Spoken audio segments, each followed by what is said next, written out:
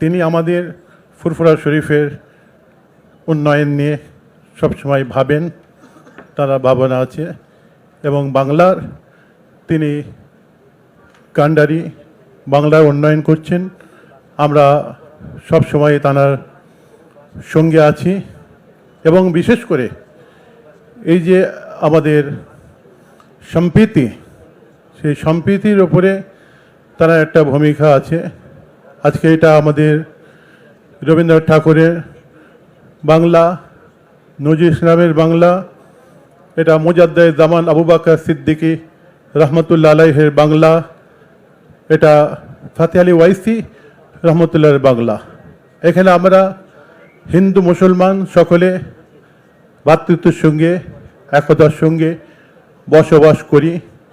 কিছু অশুভ আকাঙ্ক্ষী মানুষ আজকে সেই ভালোবাসার মধ্যে ফাটল ধরাবার চেষ্টা করছে।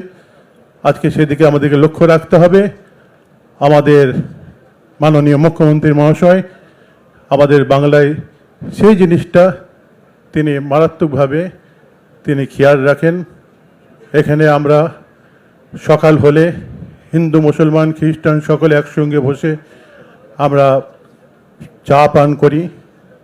অতএব এই বাংলায় আমাদের কোনো রকম সাম্প্রদায়িক শক্তি যেন কোনো রকম কাজ না করে, সেই দিকে ধারাবাহিকতাভাবে যে আমাদের মুখ্যমন্ত্রী মহাশয় লক্ষ্য রেখে যাচ্ছেন, তাকে আমরা অভিনন্দন জানাই, মোবারকবাদ জানাই। সকলকে, পীরজাদাদেরকে, আমাদের ম্যাডাম আছে, আমাদের সকলকে শুভেচ্ছা জানাই। আমি বক্তব্য শেষ করছি।